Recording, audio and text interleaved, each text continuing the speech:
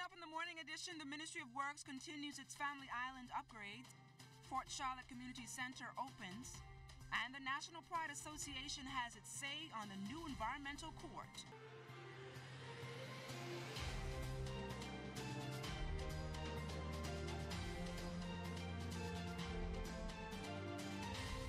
Wake up, shine, and smile today because it's Monday. Good morning and welcome to the morning edition. I'm LaDawn Davis. It's a brand new week. Let's see what our chief meteorologist Basil Dean has in store for us weather-wise. Good morning, Basil. Good morning, LaDawn. Our ZS Tower Camp captured a beautiful view overlooking Nassau's Harbor. Just a few clouds out there, but that will all change later on tonight. We'll tell you why that will happen, so do stay tuned. As we go to our satellite picture, you can see there is a front boundary entering South Florida that will push towards the southeast, could change our weather picture within the next 24 hours. Outside of our studios, partly sunny skies, temperature 73 degrees, relative humidity at 88%. We have south-southwest winds at 6 miles per hour. The barometric pressure 1,019.0 millibars, that's 30.00 inches, and it is steady.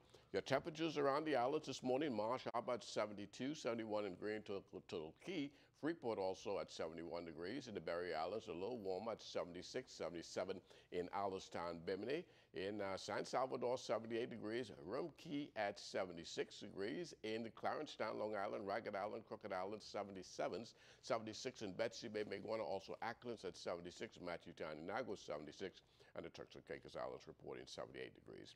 Your boating forecast for today in the northwestern islands: southwest to west winds ahead of that front. The speeds are going to be around 10 to 15 knots with the wave heights 2 to 4 feet. High tide 6:27 this morning. The low tide will take place at 12:50 in the afternoon. For the central and southeastern islands today, southeast to south winds 10 to 15 knots and the wave heights also 2 to 4 feet. That's going to do it for your first look at weather in the morning edition. Stay tuned. Your forecast for today and tonight is still ahead. Thanks a lot, Basil. Just before we turn things over to Vaughn Albury, who is standing by with traffic police, we want to say a special good morning to our new traffic sponsors, Bahamas First. Good morning, Vaughn. This traffic report is sponsored by Bahamas First. First in insurance, today, tomorrow. Good morning, LaDawn. We are on the Tonic Williams-Darling Highway. This was the scene of a terrible traffic accident through the week last week. In fact, there were 5 fatalities throughout the Bahamas last week. One on Monday, Sea Link Boulevard. Wednesday, here on the Tonic Williams-Darling Highway. Early Thursday morning on the Frank Watson Boulevard. And again, Saturday night, 2 persons died in South Andros. With me, Corporal Decory Barr. Sadly, we keep talking about the same things. Give us the details of what happened in Andros.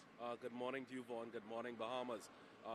In South Andros, sadly, we are reporting that there was another fatality, this time a double fatality where 2 young persons lost their lives as a result of a traffic accident. Again, with this, we want to stress the things that we've continuously been stressing to all motorists here in New Providence and the family of islands, is that we want to drive with extreme care and attention, pay special attention and up to the vehicle that you are operating, and to especially slow down. Well, we are here on this highway, and I've seen you've been watching the traffic coming east along this highway. And what have you seen? Well, I've noticed that some of these persons, for whatever reason, are failing to drive within the speed limit. And this is something that, even though that this is a highway, we're going to be stepping up our efforts in our enforcement of traffic violations. Like you said moments ago, we've had 5 fatalities within the last week alone, and that's a very alarming number for us. Also, like you could see with pedestrians, they also play a part in doing their part with the streets. We'd want to cross the road at places designated for a crossing guard or crosswalk. Also, we'd want them to, if there's no sign or area designated as a crosswalk, use the cross at a corner or area where vehicles almost have to slow down before you'd want to cross. Good information. Corporal Decory Barr of the Royal Bahamas Police Force. Again, please slow down. Pedestrians, do your part. Ensure that you cross safely across the road. Hey, guess what? We'd like to thank Bahamas First for sponsoring us. We got a new sponsor, so it means we must be doing something good. Back to you in the studio, LaDawn. Thanks a lot, Vaughn. Now on to our top story. The Ministry of Public Works continuing its infrastructural works in the Family Islands. Senior Family Island engineer at the Ministry of Works, David Cox, says $20 million has been allocated for roadworks and upgrades on the Family Islands. He outlined the scope of works being completed on Abaco. Recently, they did the Red Bays Road, pavement road project, which included a road in the Red Bay area and the junction improvement with the main road. Then they're also doing the Sting Pond project, which is approximately 7 miles from Marsh Harbor, where the road has collapsed, and there were existing culverts which were damaged, so the water cannot get to flow between. There's pond on both sides of the road, and the water can't flow across. So the water's infiltrated the base, and this has caused deterioration, and the road has collapsed. Now that project is ongoing. That project was approximately 1.1 million, and they're probably about 40% completed with that project at the moment. Minister of Public Works, the Honorable Desmond Bannister, recently led a delegation to Abaco where a multi-million-dollar contract was signed for the resurfacing and reconstruction of the Ernest Dean Highway. In other news this morning, an opening and ribbon-cutting ceremony was held Sunday for the new Makerspace Technology and Innovation Center in the Fort Charlotte constituency. Classes will be offered at the Center for Learning for those in neighboring communities and will be inclusive for people of all ages. Area Member of Parliament and Chairman of the Free National Movement for the Fort Charlotte Association, Charlene Rolls, spoke on the need for the center. One of the things I've recognized over the years is that most of the skills training that we do with our young people is centered on skills areas that are in markets that are oversaturated. Areas that I'm concentrating on are areas that are not filled up, that speak more towards what we're looking at as far as careers in the future, and that will help prepare our young people, and not just young, but our adult learners as well, for the future. There's so much persons don't have anything to do in the area. Rather, they're riding up and down the streets and just trying to find something to do. And I feel that this is a good initiative where you can actually learn. Also at the official opening was Prime Minister, the Most Honorable Dr. Hubert Minnis, and the Member of Parliament for Fox Hill, Chanel Ferguson, who spoke on the importance of the community initiatives. The entire world would be changing to digital activities, and the Bahamas is not prepared, then the Bahamas will be relegated to a fourth or fifth world nation. So what Mark is doing here today, he's preparing us for that future. I think Mark Humes has done a fantastic job with pulling this community center together. It's a little different from many community centers, but that's the good thing about it.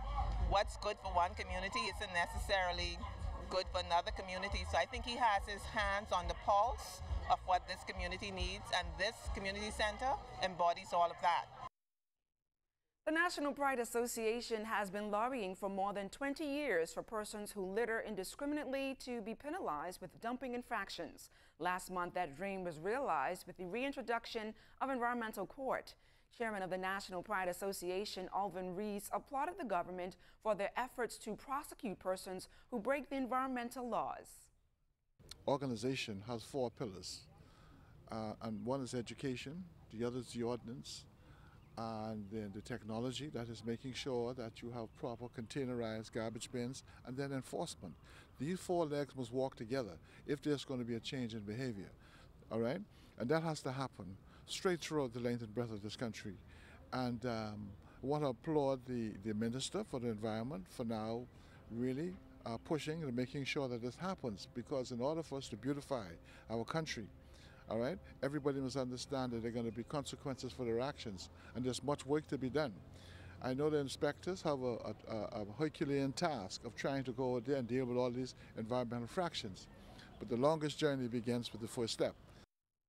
Mr. Rees says authorities must ensure that enforcement exercises are publicized so that residents take the issue seriously.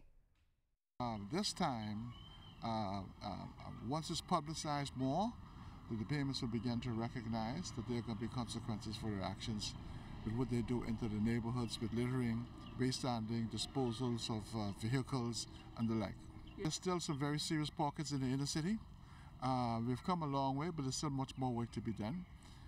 There's not only indiscriminate dumping, but that is the number one environmental problem that we have, that is litter. And that is what we have to focus on, concentrate on. And like I said, we have the most beautiful country in the world, and we've got to keep it. And coming up after the break, we will be talking to Joanne Callender about her new book, Breastless Beauty. That and more when the morning edition comes. We're right back.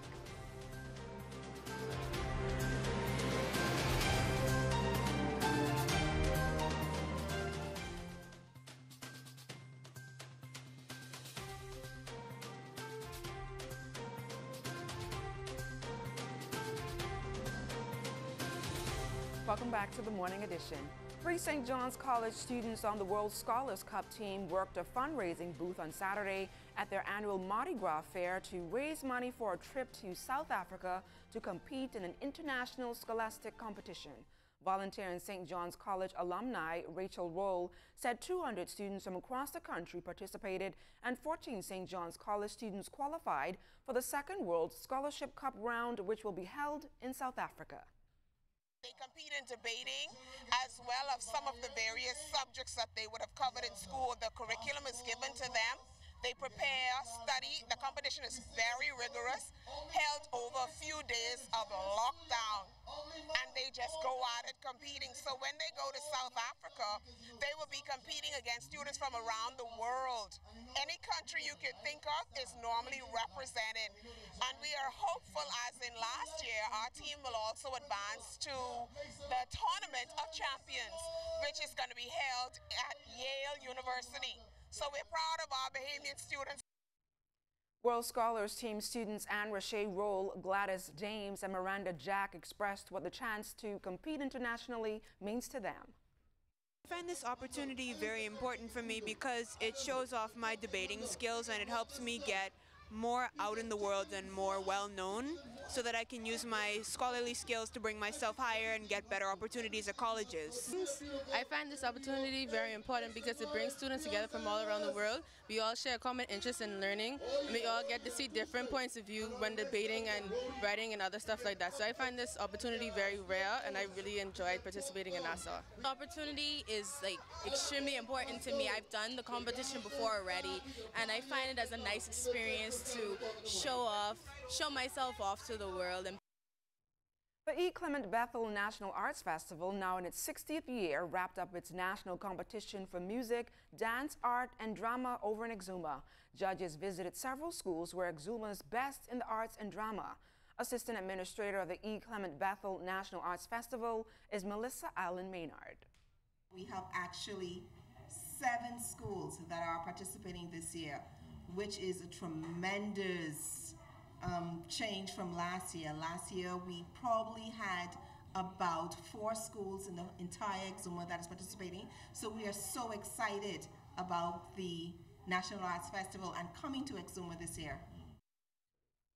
Singing sensation Joanne Callender joins us this morning, but here's the thing, she is not singing for us. She joins us to talk about her new book, Breastless Beauty. Good morning, Joanne Callender, and welcome to the Morning Edition. Thank you. So talk to me a little bit about your book. What actually inspired you to write it? Well, I wanted for other breastless beauties around the world to be inspired and motivated by looking through my pages from an artist expression, and I wrote through poetry and prose and photographs of myself bald. And when is it actually being launched? Well, it's already been launched. I am having my first signing this Friday at Cafe Channing Noel, and there will be other signings, but it will also be located for purchase at Cafe Channing Noel starting Friday. So is this your first book? This is the first book. This isn't my first international writing, but it's my first book, and I'm very pleased, very proud of it. It's, I have a passion for breastless beauties around the world because a lot of women are breastless, but they don't realize that they are still beautiful. And I talk about that a lot and inspire them and get them to laugh. And there may be a tear or two, but mostly laugh and feel really good about yourself after you've had your breast removed.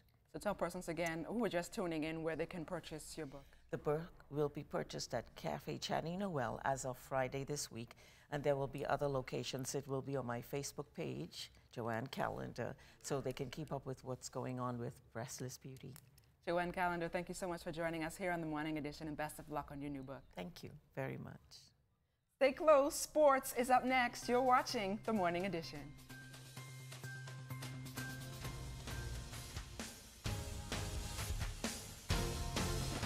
Good morning, everybody. It's time to start the week off right, and it will be a bittersweet morning on the campus of C.R. Walker. The Knights will be celebrating their 4th straight government school track and field championship that they won on Friday over the C.I. Gibson Rattlers. The meet was the last for head coach Ednal Roll as he moves on to be the head coach of the University of the Bahamas, and that starts today. This is my last one, and it's the biggest lead since the last 3 ones that I've won straight. So going over the bank, I want to thank C.R. Walker, the principal, and all the athletes that I've trained over the past 4 years and up to this time. Overwhelming feeling, overwhelming. Ednal moving on, and what he feels is the right time, and no doubt about it, the Knights capable of continuing that tradition. It's in good hands. I think it's be left in well good hands. We are a strong team to reckon with. We are all about getting an education, building students, and send them out into society to be good citizens. So I know it's in good hands. I came there, it was in good hands. They allowed me to take the program and run with it. I was able to bring them the championship, 4 straight victories. I mean, what more can you ask for? You have a good supporting staff, from the principal down to the teachers, to the faculty. Everyone supported us. The Providence Basketball Association tipping off their playoffs tonight. AF Arley Gym Sunol Rockets will run with the Triple K Stampers in the Division II opener, followed by UB Mingos and JD Seafood Shockers in Division I play. Teams in each division will get a bye. Positions 3 will play 6, 4 will play 5 for the last 2 positions. The first round will be the best 2 of the 3. The second round, best 3 of the 5. And the championship will be best 4 of the 7. Now, professional boxing will be returning to the 242 next month. Heavyweight champion Sherman the Tank Williams spearheading that event. Proud to present an explosive night of professional boxing, April 13th, Kendall Isaac Gym. This is second fight in a series of fights that we plan to bring to the Bahamas, to promote the sport of boxing. Backyard Rumble 2, building champions. We have a lot of talent here in Nassau, and I think that this show on April 13 is going to expose what we have. Sherman and some of those boxers will be my guests this morning on the OT on 1540 AM on 104.5 FM, so stay tuned for that.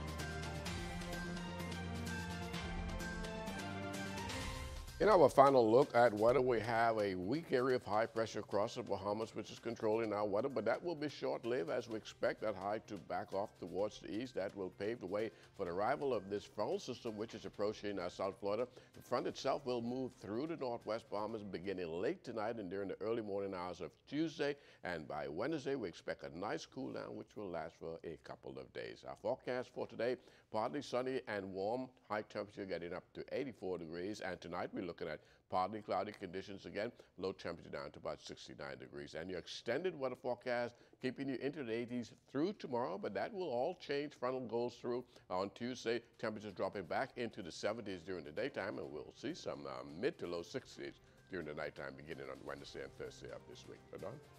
Thanks a lot, Basil. That's it for the morning edition, but before we go, we want to wish our A1 chauffeur, Cindy Smith, a very special happy birthday and many more to come. Make sure to join us this morning, I guess tomorrow, for the morning edition. Once again, I'm Ladon Davis. Have a great day.